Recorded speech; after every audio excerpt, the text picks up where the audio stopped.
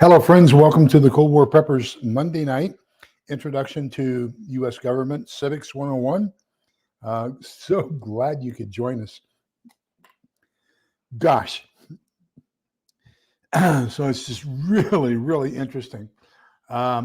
Two conservative justices voted with the liberals that Texas cannot enforce the border when the federal government does not do its job to enforce the border.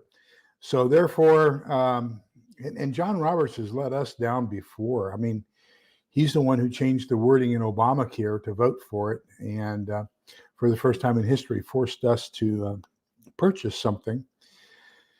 I don't know. That guy is just something else. He's not for the people or the Constitution. But anyhow, it appears that Governor Abbott's going to refuse to follow the Supreme Court. And so it looks like we're going to have a showdown. But you know what? I think we have a right to protect our land. We have a right to protect ourselves. And if the federal government's not going to do their job, then we're going to protect our Texas. That's all there is to it.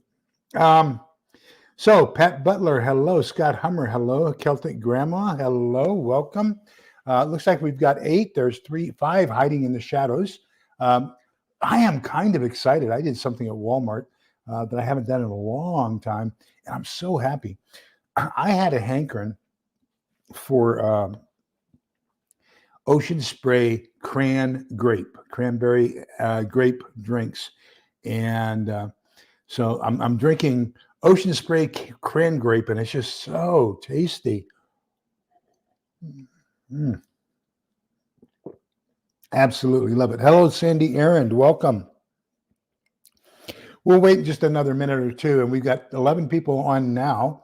Little Lone Prepper, welcome. Patriot Ordnance, welcome. South Florida. I drove down there from when I had my disaster services trailer built. It was built in Hollywood, California. So I had to drive from here to there to pick it up. And that was something else. It took as much time to drive from Pensacola to Miami as it did from Austin to Pensacola. Just so when you go across and down Florida, it feels like you're driving across Texas. It's something else. Okay. So let's get into this. 21st through the 22nd. I guess time-wise, I probably should have left the 21st Amendment with the other group, but it is one of my favorite amendments. So Section 1, the 18th article of amendment to the Constitution of the United States is hereby repealed. So it's the repealing of the Prohibition Amendment. So this happened in 1933, and there were right at the beginning of the Great Depression, if you will, and so this kind of the 1934, because this happened December of 1933. So New Year's of 1934 was one of the happiest New Year's in the middle of the Great Depression that you've ever seen. So it was just something else. Hello, Diana, too. Welcome. But anyhow, so now it did have something specific in it, and that's in Article 2, where it talks about the federal government will enforce any state laws that are put in place by the states on how they want to regulate the importation, consumption, sale, distribution of liquor. I will tell you, I have been through it in a lot of states. So here in Texas, it is legal for me to take my child to a facility, whether that be a dinner facility, a bar, or anything else, and for me to purchase the drink and serve it to my child. So the state says I, as a parent, have the right, if I choose to give alcohol to my child for consumption. They can't order it themselves. They can't pay for it themselves. I have to do all that. I can't do it for somebody else's child. I can only do it for my child. So I went over, I flew from here to Tokyo, spent some time in Tokyo. From Tokyo, I went to Hong Kong to Singapore to the island of Penang. Spent about 2 months on Penang opening a factory for Dell. then from Penang back to Singapore, all the way back up to Tokyo. That was a 14-hour flight. And so I had all these air miles because Dell flew me business class, which is 1.5 times air miles, and then back home to Austin. And so I had enough air miles where I took a 2-week fly dry vacation courtesy of American Airlines. And we stopped in Monterey because I spent 3 years in Monterey at the language school. And so I wanted to take my wife and daughter to my favorite winery, which was Bargetto Winery on Cannery Row no, it's not on Cannery Row. It's actually on the wharf, Fisherman's Wharf in Monterey. And so I took them there to taste wines because it's all natural. And they have one of the finest meads I've ever tasted in my life. So anyhow, they served us. I took the wine glass, and started to hand it to my daughter. The guy came across the counter. And I mean, he was vehement. And, we're going to kick you out of here and all this kinds of stuff. I said, she's my daughter. I'm allowed to serve her. He says, I said, at least we can in Texas. He says, not here. He says, under 21, you cannot consume alcohol at all. So then she was going into, I think it was the 6th, maybe the 7th grade, and studying American history. So we flew up to Boston, and we did the Revolutionary War tour. Lexington, Concord, the Mayflower, Salem. All that kinds of stuff. We just spent a week, so that she could see the history of the U.S. And Cheers was really popular at that time. So that's right there on the square in Boston Commons. I believe it's the northwest corner. And so we went there. I was going to take her inside. We were going to go down to the gift shop and buy something. They got really upset. She was not even allowed inside the facility. So Massachusetts law says if you're under 21, you can't even step inside the facility. So that was kind of weird. Now, the weirdest drinking laws that I've ever encountered in my tours was in Kansas. So Kansas at that time, and this was back in the early to mid 70s, up until 76, I was there. But they had what they called Class A, Class B, and Class C clubs. So a Class C club could sell only 3.2% beer, and you could drink 3.2 beer at 18. So they had, a lot of these beer joints right there on the main road. I think it was Points Avenue in Manhattan, Kansas, where Kansas State University is. Mother's Worry is where we used to go dancing. And but anyhow, we used to go there and 3.2 beer. Now, a Class B club was basically a BYOB club. So you took your own bottle into the facility, and they would mark it each time they served you out of your bottle. But you would have to pay them for having served you out of your bottle, and then pay for the mixer. So, to drink out of your own bottle, let's say you wanted rum and Coke, and you had a bottle of rum behind the counter. Once you took it there, you left it there. It stayed there. You could not take it out. So it had my name and everything on it, and it had lines every time it was served. But I would pay them like $5 for a rum and Coke out of my own bottle. Then they had Class A clubs. So Class B and Class A, you had to apply for a background check through the county sheriff in order to get a license to go into a Class B or a Class A. So a Class A club, you could purchase what they called alcohol consumption tickets. And so then if you wanted that same rum and Coke, then you would say, I'd like a rum and Coke. And they'd say, okay, that's $3.50, $2.50, for example. So $3.50 in alcohol stamps that you paid, that you had to purchase in advance, and then $2.50 that you paid the bar for, having mixed the drink or whatever. Those may not be accurate prices, but you get the idea. There were two different charges. One was to the state for the consumption of alcohol, and one was for the establishment that served you the alcohol. And that was also the same thing with anything that was stronger than 3.2 beer. It was considered one of those stronger alcohols. So I don't know if that's still in effect or not, but those were the strangest laws in the U.S. And you also could not consume alcohol while flying over Kansas. If you were in their airspace, they could not serve alcohol on an aircraft. So it was just something else. Okay, So enough on Article 21. Basically, every state's allowed to do it however they want to do it. I was part of a committee called Free in 83 here in Texas in San Angelo in 1983. But the San Angelo was kind of weird. They had beer only in one precinct and no alcohol at all in the other precinct. You could buy beer at the grocery stores, but you couldn't buy alcohol. You could buy beer and wine inside the city limits. You could not buy hard liquor inside the city limits. You had to go outside the city limits. And so every road going into and out of San Angelo, Texas, had a Pinky's liquor store right there at the city limits. And Pinky was one of the biggest donors to the no, we don't want liquor by the drink in San Angelo in Tom Green County, because he would lose all that business. And but we did in Free in 83. So we finally got liquor by the drink in Tom Green County in 1983. And then there was just recently a law passed. It used to be you could not purchase alcohol in Texas until afternoon on Sundays. That's been moved to 10 o'clock in the morning. So you can't purchase alcohol in Texas now until after 10 a.m. on a Sunday. The rest of the time, it's pretty much wide open. I saw somebody, KP Heathen, Cats and Prepping, James Trump, 24 Price. Hello, welcome. Okay, so that's the 21st Amendment. 22nd Amendment is the anti-FDR Amendment. Gosh, this book I'm reading, and Maggie, you'll see her on here occasionally. She recommended it to me. It's called A Diary of the Great Depression, a diary by a guy by the name of Roth. He was an attorney, and oh my gosh, just reading some of this stuff. FDR was not a good president. He was not.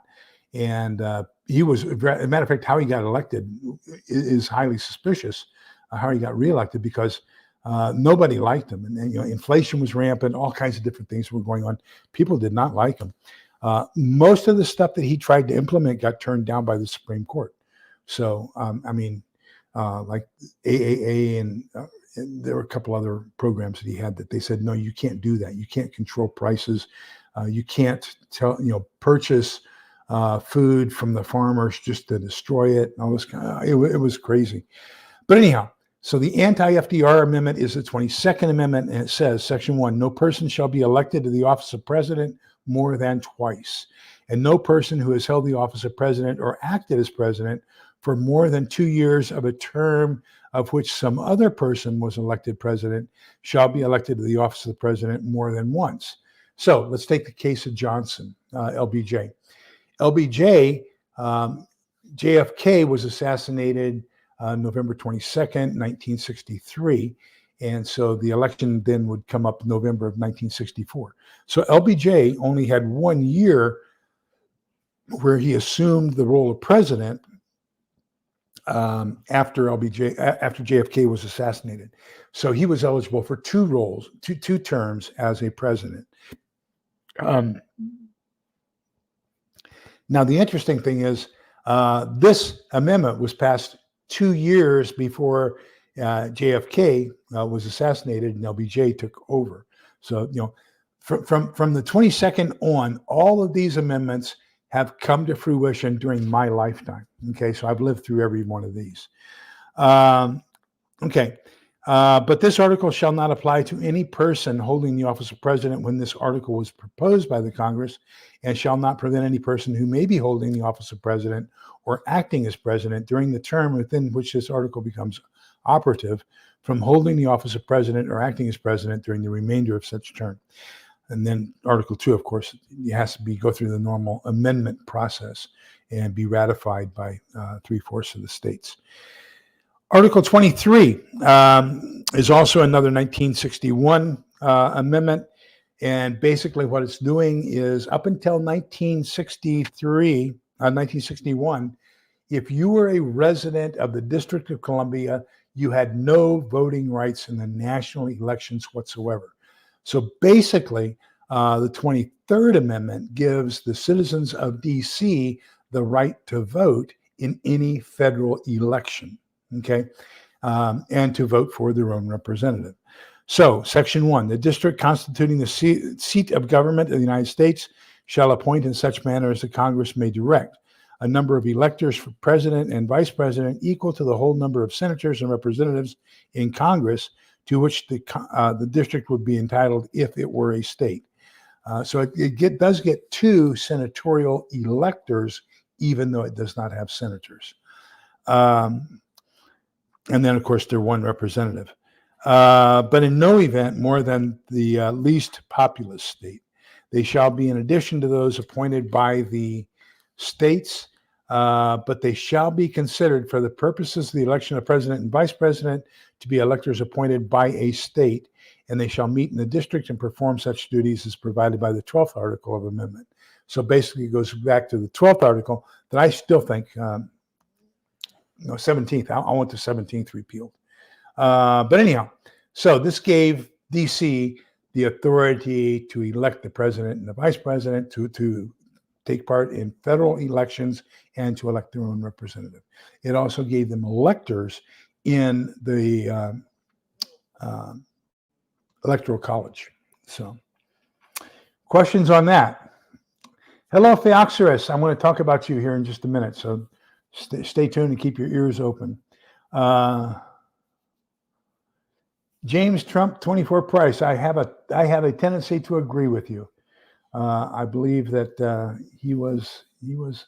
If you remember, the Johnson Act is the one that now says that if you are a 401c3, a religious organization, and you endorse a presidential candidate or refuse to endorse, either way, you speak for or against a presidential candidate, you can lose your tax-free status. And the reason is because LBJ asked his own church to endorse him as president, for the Senate. And they refused to endorse him. They endorsed somebody that was in opposition to him. So he said, well, I'll get you. So when he got into the Senate, he then, of course, had this law passed that says that churches can no longer be involved in politics. So that's the Johnson Act. He was not necessarily one of the most honest people. However, he was more honest than what we have. So,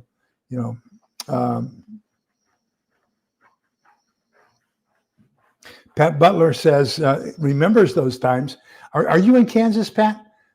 So she remembers the liquor behind the bar, the Class B clubs, and charging for the mixer and everything else. I don't know. I haven't been back to Kansas. I left Kansas in January of '77 and haven't been back. So not that I wouldn't want to. I mean, it's a beautiful place.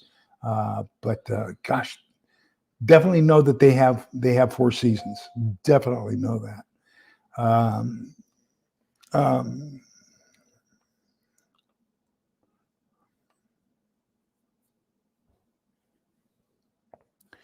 Okay, so Theoxerus, this is a cool one. This is a neat one. This is a trivia one. Texas lowered its drinking age to 18 on my 21st birthday. Now, it just so happens I'm from El Paso, so it was very easy to go across the border, and as long as you had dollars in Juarez, you could drink. So we would go across to Juarez, get tanked up on just a couple dollars, and come back, and that was legal. But Texas lowered its drinking age to 18 on my 21st birthday. Then, within a very short time thereafter, they started increasing it until it went back up to 21. So my sister, who was 3 years younger than I am, was never allowed to drink until she got to 21 because of the aging when they repealed that law and then basically started bringing it back. So she was always 1 year behind. So when it turned to 19, she turned 18. When it turned to 20, she turned 19. And when it turned to 21, she was 20. So, she was 1 year behind the whole way. But that was back in the, early 70s. So something else. I wholeheartedly agree. If you take a look at, the vast majority of the revolutionaries in the Revolutionary War were in the churches. And I saw a really good explanation, and he did a very good job because it's one of my pet peeves. And this guy was asking about President Jefferson and his inseparable wall of church and state. And that how does Reuben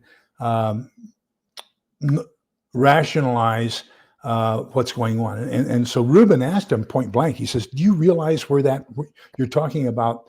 The separation between church and state?" He says, "Do you realize what document that's in?" And of course, this guy had no idea. But it was a personal letter between President Jefferson and on December 1st, I think it's 1803, between President Jefferson and the Danbury, Connecticut First Baptist Church. So in Connecticut, the Baptists thought that they were being persecuted by whatever the predominant religion was in that state. And they asked President Jefferson to intervene to guarantee their rights to worship as they chose. And President Jefferson, that one sentence is kind of taken out of context, says, "No, I can't intervene, okay? We cannot force religion on anybody one way or the other. And we can't force, them to accept you. We can't force people to accept you," all this kinds of stuff. And that's where that wall, that inseparable wall comes from, is that the government cannot force religion on you. But it does not say that religion can't force its moral obligations, enforce its moral obligations in its choices or in its endorsement of people in the Congress or in the presidency. So that's a very misquoted quote. But that's okay, because there's a lot of misquoted quotes. One of my other favorite ones is in Matthew 24, and it's one of like 7 things right there in a series of things that says wars and rumors of wars being towards the end of all times. And then what you don't do is they never quote that last portion of that one soliloquy there. It says, "And these things shall not come to pass until the gospel has been preached to the entire world."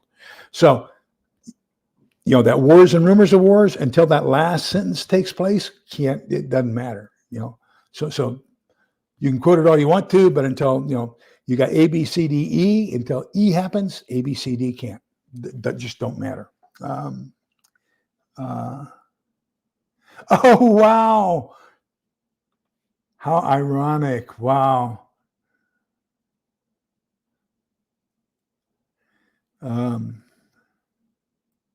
Let me see here. North Carolina has their ABC stores.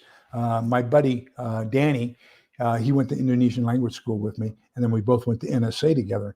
So we would drive down from Fort Meade down to his home in Smithfield, North Carolina for the weekends and drink homemade stuff, and then gets Everclear from the ABC store. And that was something else.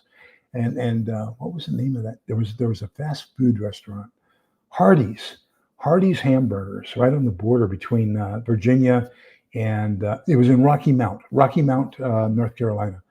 I think it was Hardee's. Oh, they had the best hamburgers for a fast food joint. Oh, it was unbelievable. That was on I-95, if I'm not mistaken. Okay, let me see. So Little Lone Pepper says she was able to buy beer at 18 in 1979.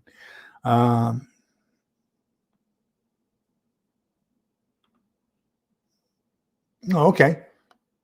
Yep. And same thing. So President Obama did 2 things. So the first thing he did was he passed a law that we don't make much in the military. I will be honest with you. It's not, you're not serving in the military to become a rich person. I can guarantee you that. So in order to survive, we had the post exchange and we had the commissary.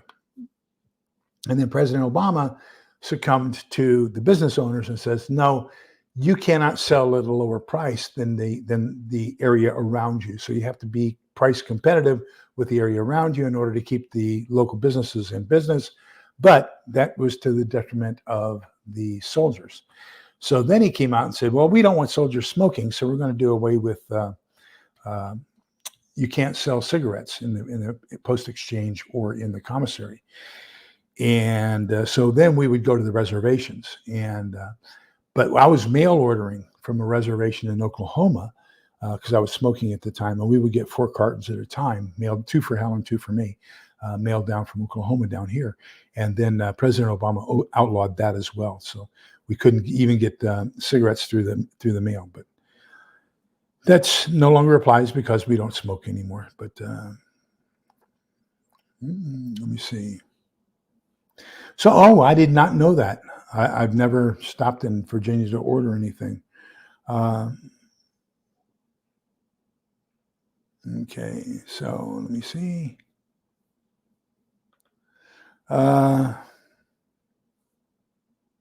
Okay. I did not know that. Okay. Yeah, I really enjoyed those. And they had darn good milkshakes, too. I really liked their milkshakes. Okay, so Article 24. The right of citizens of the United States to vote in the primary or other election for president or vice president, for electors of the president or vice president, or for senator or representative in Congress shall not be denied or abridged by the United States or any state by reason of failure to pay any poll tax or other tax. So this is part of that civil rights movement of the 1960s. This was passed in 1964, about the same time as the Civil Rights Act and everything else. So what they thought was happening, and there's evidence that it's very likely highly true, was that they would assign a poll tax that you had to pay in order to vote. And that kept a lot of the disenfranchised people who did not have good incomes from voting and having the ability to participate in elections. So that was one way of controlling historically underprivileged minorities from voting in elections. So basically, the 24th Amendment outlawed any kind of tax associated with voting. Now, recently, one party has interpreted that to mean any barrier to voting. So having to register to vote is a barrier to voting as far as they're concerned. And so I just hope we don't have another mail-in ballot like we did last time, because just no way to for those of you who don't know, there is a difference between an absentee ballot and a mail-in ballot. Okay, so a mail-in ballot, you just take it, photocopy it, fill it out, don't have to sign your name, no proof that you are eligible to vote or anything else, and mail it in. Okay, which is what we did in the 2020 election. For a absentee ballot, for example, when I was in the military, I never missed an election. When I was in the military, I would go to my state and I'd request an absentee ballot. So they would send it to me. So let's say I'm in Augsburg, Germany, and I received my absentee ballot. So I take that absentee ballot and I go to an officer, and most people don't realize it, but commissioned officers in the United States can act as a notary. They have that authority. That's granted to them by Congress. So I hand my absentee ballot to that officer. I hand that officer my identification card. So he checks and makes sure that the name that's on the ballot, on ballot envelope cover, and my ID card are the same. So I'm proving that I am the person that absentee ballot is being sent to. Then he pulls the ballot out of that envelope and hands me the ballot. I fill the ballot out in his presence or her presence. Then that ballot gets folded up and put into another envelope that they sent to us. And that envelope is then sealed, and the officer signs that they witnessed and verified that I was the person to whom it was addressed, and I was the person who filled out the ballot in their presence, and that I complied with all the state laws, which are also included, the instructions for can't talk, can't have notes, all that kinds of stuff. Then there's another envelope, a return envelope. And so that certification envelope with my ballot inside gets put inside the other envelope, and that gets mailed back to the precinct to be included in the votes. Now, in the 2000 election, okay, this is the hanging Chad election between who would become President Bush and Al Gore, in order to try to get the Democrats more votes, because typically the military, the enlisted military, have a tendency to vote Republican more than they do Democrat. So the U.S. Army postal system does not cancel or doesn't have postmarks. So they don't cancel the stamp when you mail stuff, okay? It's just something the U.S. Postal Service didn't do. So what they did was they said there's no way to prove that all of the military absentee ballots did not arrive by the date that was the cutoff date for absentee ballots. So basically something like 30,000 U.S. military absentee ballots were thrown out of the Florida election in 2000 because there was no way of proving that they arrived before the cutoff. And so that's what made the election so close, was because they threw out all the military absentee ballots. To this day, they've never fixed that. There's still no cancellation or postmark on U.S. military postage coming from overseas. Let me see.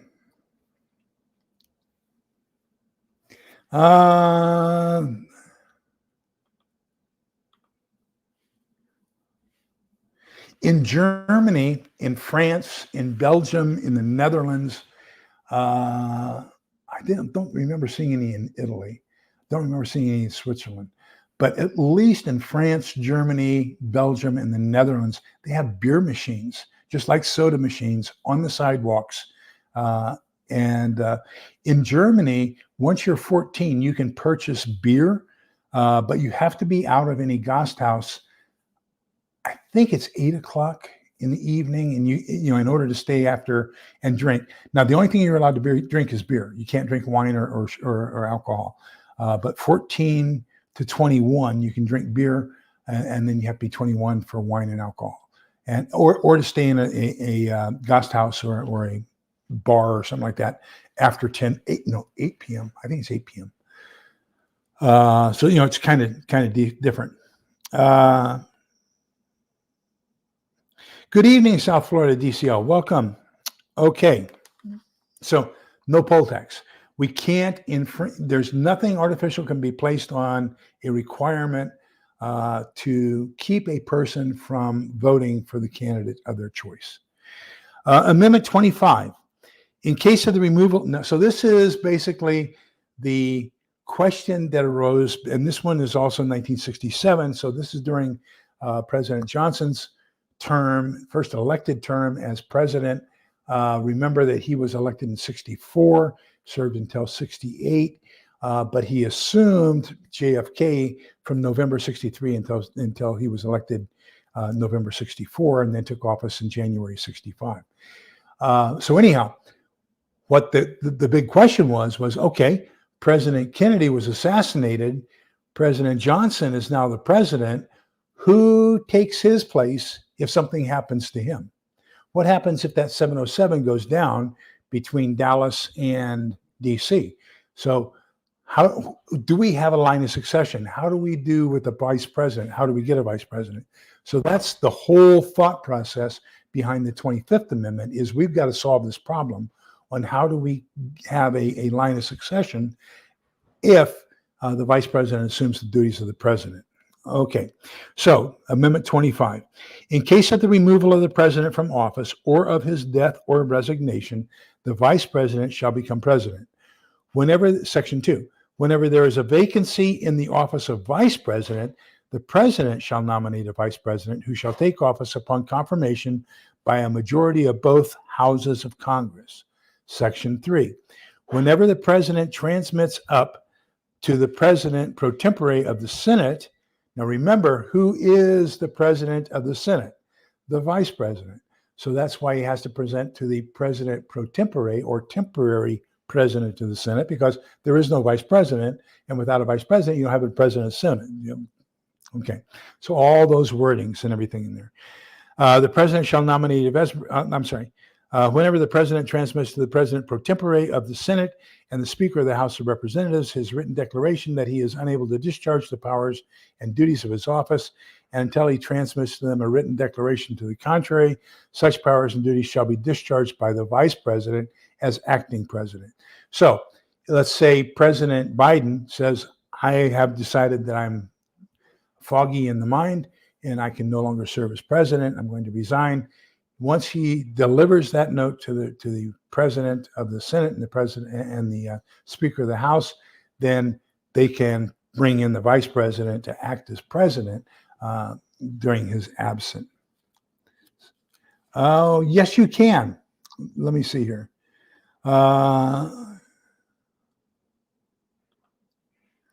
So I remember when I was a kid, they had them where it opened on the top and they had these racks and the bottles, you slid it down and then you got it where you put your coin in and you could pull out one bottle. It had this trap that would open up so you could lift it up and get your bottle out. I remember most often at my grandmother's, and they had RC Cola was the one that they had. Can you lose your right to vote? Yes, you can. Convicted felons cannot vote. So if you've been convicted of a felony, you lose your right to vote in a federal election. States control whether or not you can vote in the state elections. So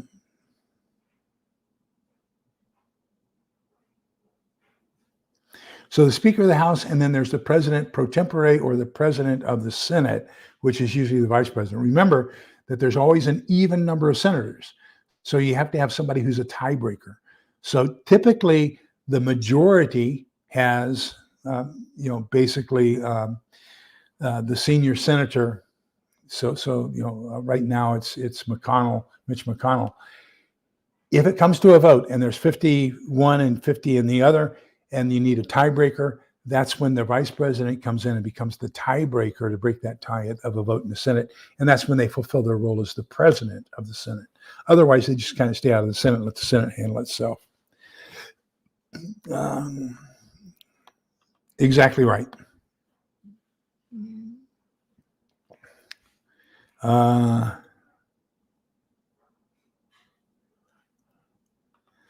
did not.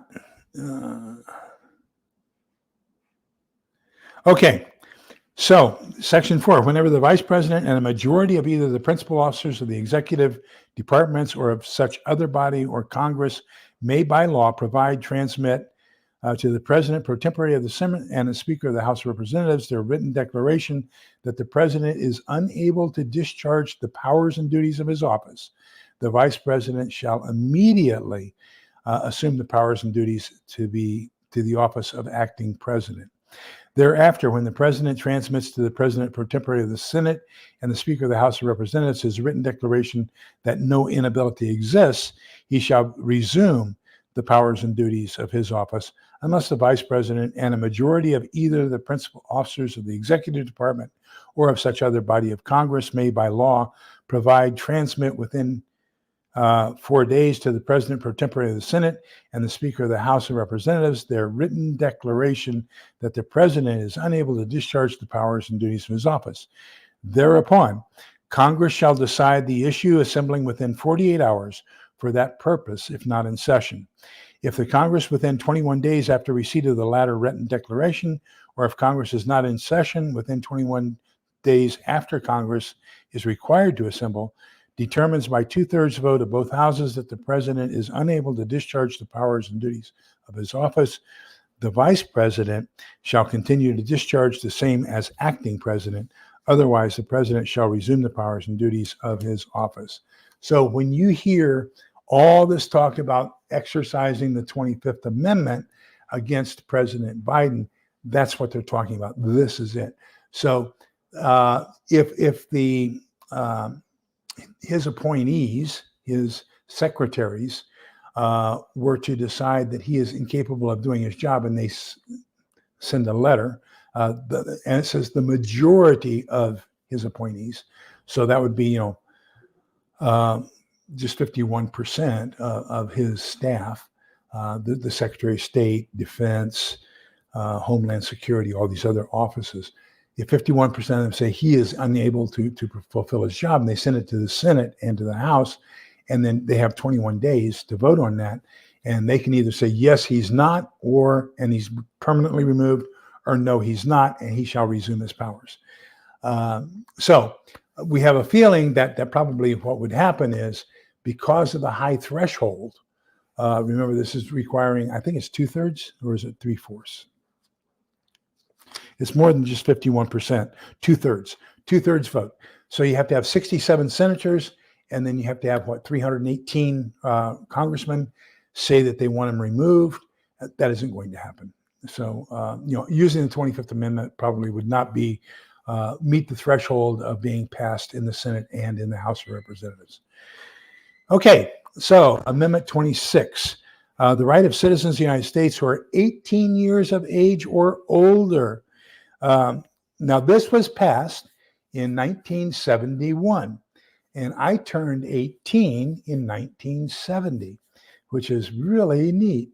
So this one I got to, on my 19th birthday, basically became eligible to vote in federal elections.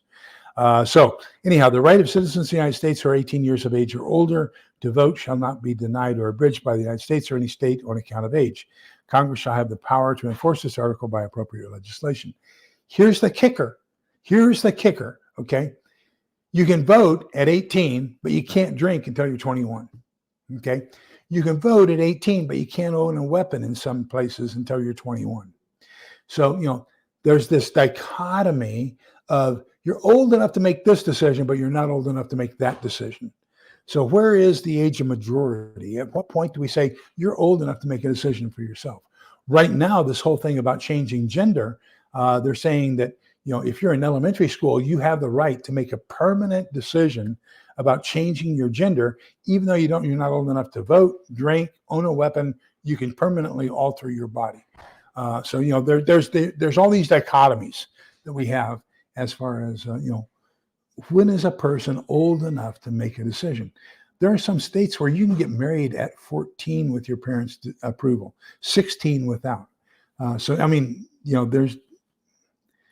Wouldn't it be nice if we had one age of majority, just one age where we say you're old enough to make decisions on your own, and everything being done there. Okay, and then number 27, Amendment number 27. This is 1971 as well, I believe. 1971. And then it was ratified in 1992. But anyhow, it says basically congressmen can't give themselves a pay raise. So if this Congress votes for a pay raise for congressmen, that pay raise cannot go into effect until after the next election. And that's every 2 years, right? So they cannot give themselves a pay raise. If they vote for that pay raise, then their constituents can say, no, you gave yourself a pay raise without asking us. We aren't going to reelect you. We're not going to give you that pay raise. But the pay raise goes through for whoever their successor is. So that's the 27th Amendment, just basically says you can't give yourself a raise. You have to give the citizens the right to vote you out if you vote for yourself to get more money. So we're done with the 27th Amendment. So basically what we'll start talking about next week is some of the state and local laws and how those laws are passed and the difference among the different organizations, federal, state, county, municipality, non-governmental representative organizations like municipal utility districts or electric co-ops and things like that. So Celtic Gamma points out that at 18 you can join the military. Let me see. No, and that's what I say. Even if somebody were to even if the House, let's say, were to have a simple majority and say, hey, we're sending a letter to the Senate that we want to implement the 25th Amendment, it's not going to happen. It may get to the Senate, but it's dead on arrival. Here's where it can happen, okay? If it is decided that either Michelle Obama or Gavin Newsom has a better chance of defeating Trump, and they want Biden out so that they can basically put Newsom or Obama on the ticket to run against Trump because they think that that's a better chance of retaining the White House, they would do it in a heartbeat. I think both the House and the Senate would vote to oust Biden They'll do anything to keep Trump from having another term, even if it's sacrificing and throwing their own president under the bus. I will tell you that is the one area where I think that there is a possibility of the 25th Amendment being exercised.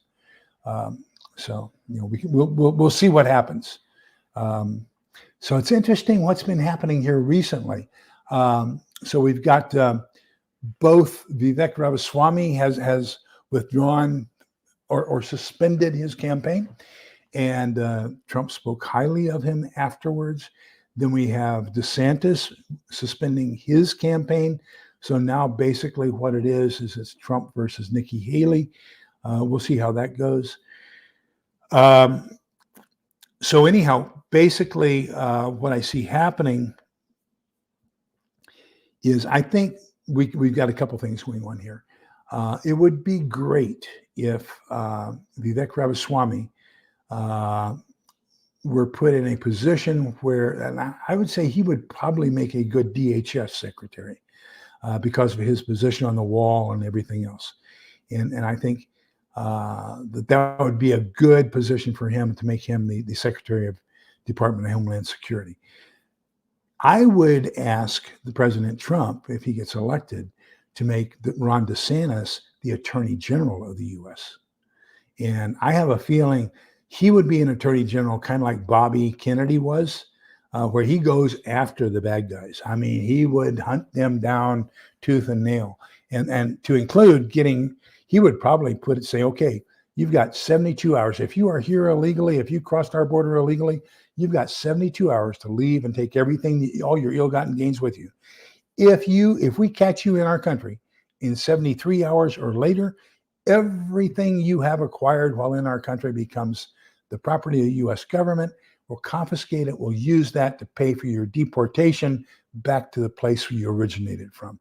But you will not be allowed to stay here. There will be a permanent file established. You will never be allowed to apply for citizenship because you took advantage of our country.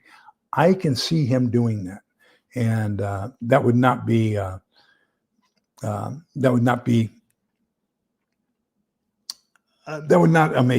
shock me. Okay.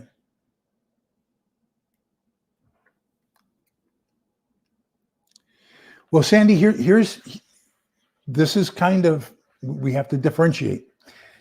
You have a rifle or a pistol issued to you, and it remains under lock and key in the armory unless you are specifically doing something with it. So if you're on a field training exercise, they give you the rifle. They don't give you a magazine. Okay. You don't have any live ammunition. If you're going to the firing range, you have your rifle. They give you the magazine and the ammunition when you get at the firing range, and only when you're on the firing line. Okay. They count every round. If there's one round missing, nobody returns to garrison until that round is found. I mean, the precautions that they have here in the States on CONUS, as far as the protection of weapons and ammunition, is unbelievable. Now, you cannot have a privately owned weapon in the barracks, okay, or in the bachelor enlisted quarters.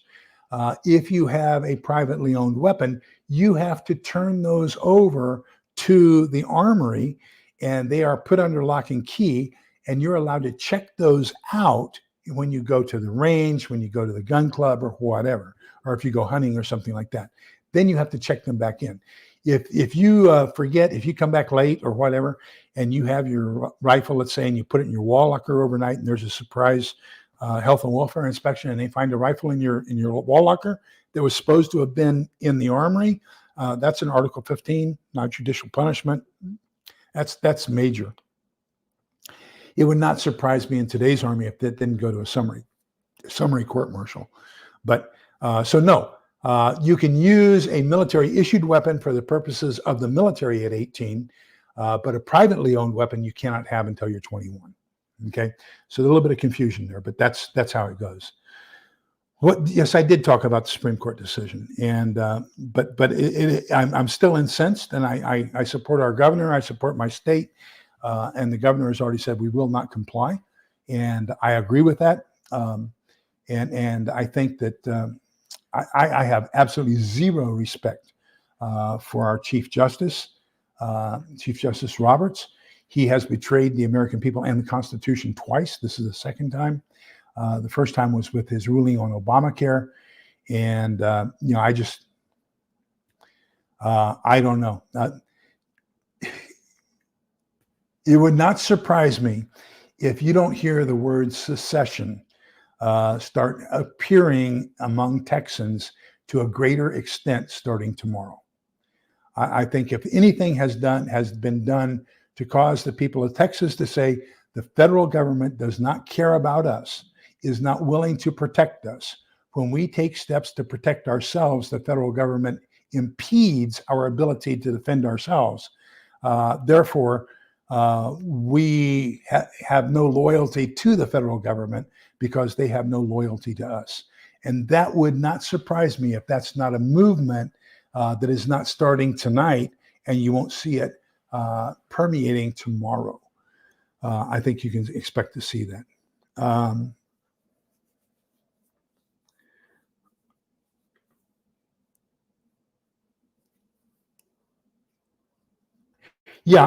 There's I forget the name of it.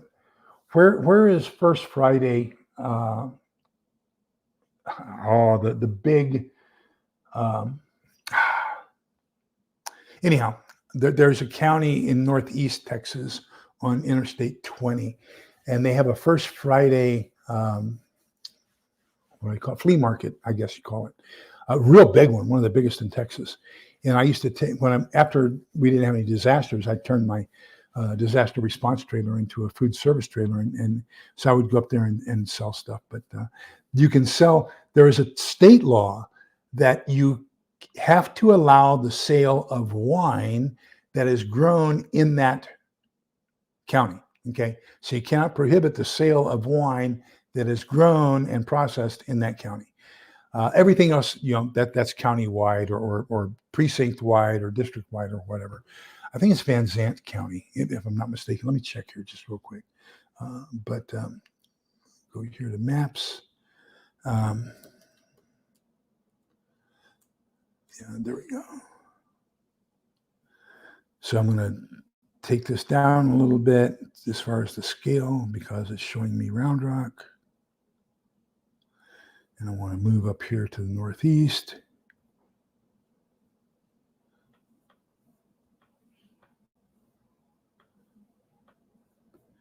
Get up here to, it's on Interstate 20 east, about an hour east of Dallas. I think the town name starts with a C, if I remember right.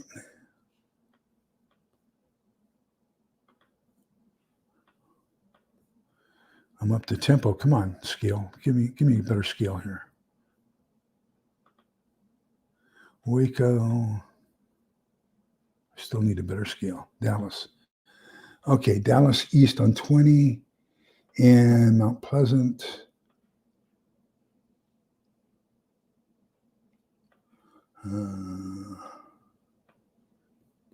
That scale's not going to give me the little bitty town that I'm talking about. Canton. Okay, First Friday in Canton. Whatever county Canton is in is a dry county. So you can't get beer or alcohol in Canton. I think that's Van Zandt County, if I'm not mistaken.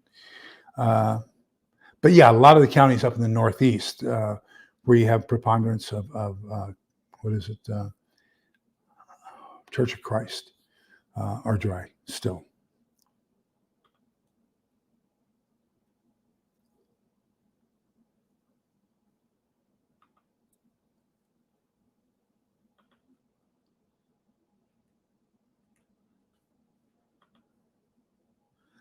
Okay. Thank you, Scott. Look at that. Phioxerus knew. Scott knew. I forgot. Thank you, guys. Appreciate it.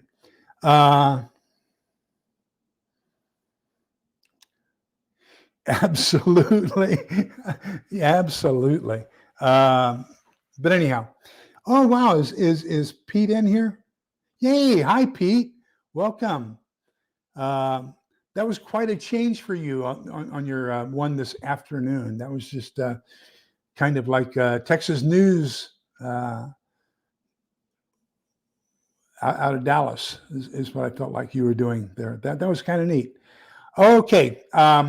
So anyhow,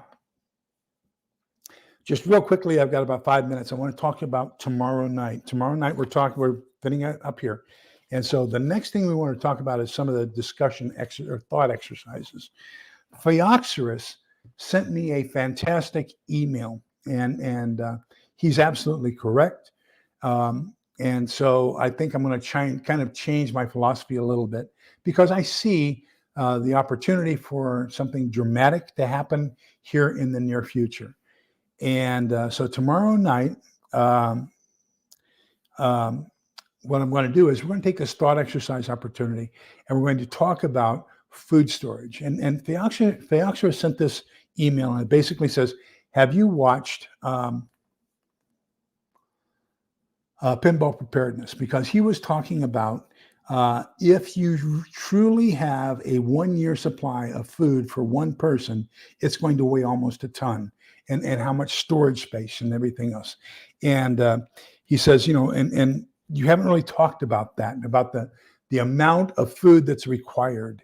And, I said, well, yeah, I don't want to do anything negative that turns people off to prepping or does not give them the motivation to begin prepping and do something. But he is absolutely correct. Okay. So I took my inventory.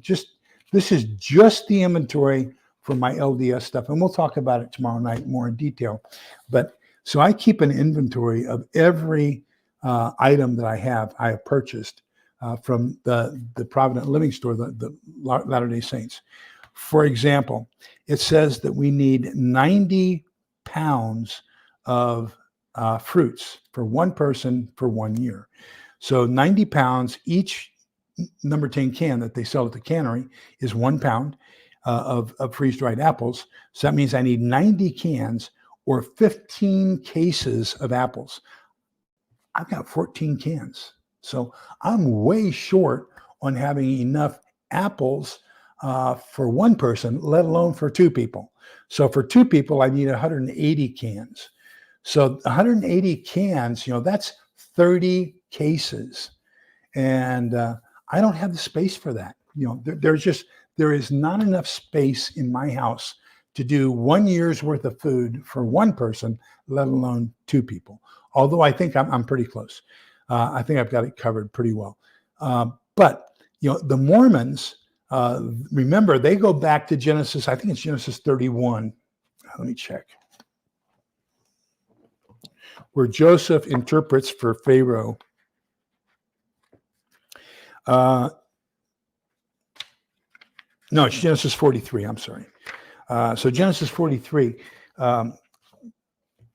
we've got Joseph interpreting the 7 fat calves and then the 7 lean calves, and the fat calves eat the lean calves. And so that's when he does his famous projection of 7 years of plenty and 7 years of drought or famine.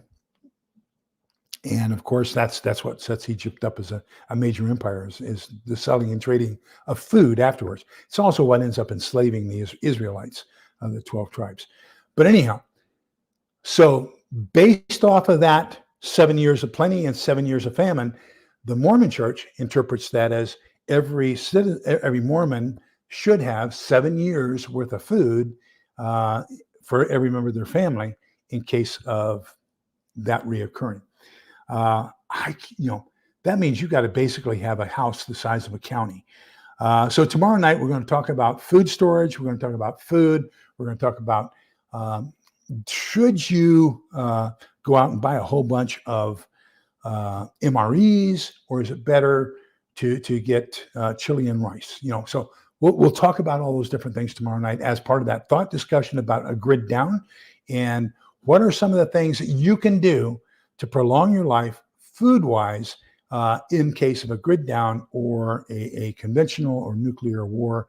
And so I think we'll have a good discussion tomorrow night. I think there's enough people on here who have a lot of experience with food storage and food rotation and planning, that we'll have some very good discussions tomorrow evening. So that's kind of where we are. Any other questions or thoughts before we close up? So like I said, I'm a Texan. I took an oath, and the oath says, my name, do solemnly swear that I will support and defend the Constitution of the United States against all enemies, foreign and domestic, and bear true faith and allegiance to the same. So that's the first part of that oath. My first number one thing is allegiance to the Constitution of the United States. Then the second paragraph, that I will obey the orders of the President of the United States and the officers appointed over me in accordance with the Uniform Code of Military Justice, so help me God. Now, why do I remember that oath that I took in 1970? Because it's so important. That's that one thing that every soldier swears to, and you swear it every time you re-enlist too. So I have it memorized because it's that important to me. But so there's two parts to that, to the Constitution and to the President. Now the Constitution comes first, the President comes second, but, and since I'm retired, there are no officers over me. Funny thing, when I took my warrant officer oath, it says, and obey the orders of the President of the United States and the officers appointed over me from time to time. So I have options of when I follow those orders as an officer. But anyhow, let's go to Numbers, chapter 6, verses 24, 25, and 26. And it says, the Lord bless you and keep you. The Lord let his face shine upon you.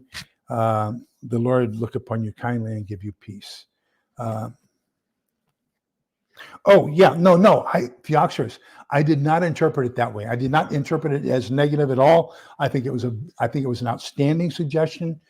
Thank you very much for your honesty. Thank you very much for sending the email. I think it's a topic we have to talk about. The Germans said in that leaked message that they supposedly intercepted or acquired from the Russians, that the Russians intend to attack May of 2025. If that's the case, if we know that there's a date, May of 2025, that gives us 16 months to get ready. So that gives us, so if we've got 1 year and 4 months, or basically 52 plus 18, 70 weeks. So if you buy 1 can of chili a week, you've got 70 meals by the time that the war starts. 70 meals, 2 meals a day, that's 35 days. So you've got 1 month of food. So we've got to find a way how we can optimize the amount of survivable food that people have. They aren't wasting their money on crap, that they're getting good calories, that we are getting them food that they can survive on, food that will be healthy. And we don't want them buying those cheap ass, $115 for 15 servings of oatmeal boxes, and whey milk. There are better solutions. We'll talk about those tomorrow night. But I think the main reason is because we need to optimize your dollars so that you are getting the absolute most and best for what money you have. Everybody doesn't have a whole lot of money. I know I don't. So that means that we've got to optimize where we are putting our money and making sure that we're doing it wisely and with a plan so that we can all survive. Because remember, we're all in this together. You and I are together, So if you happen to be in this area and you've got my email address, make sure you want to talk about it, call me, okay? Send me your email. I'll be happy to talk to you on the phone. And let's talk about what are we going to do in case you want to come here to Central Texas. Make sure you have some.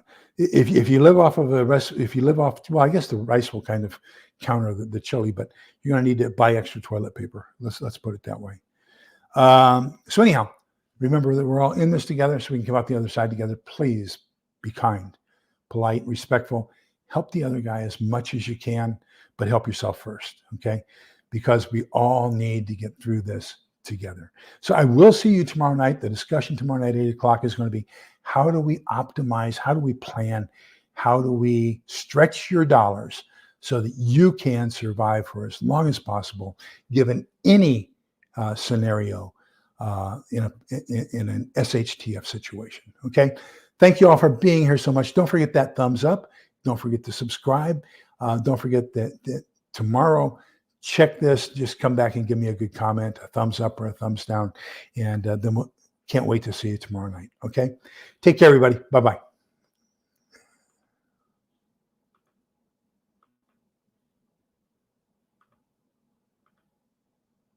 Let me see if I can't get out of here. There we go.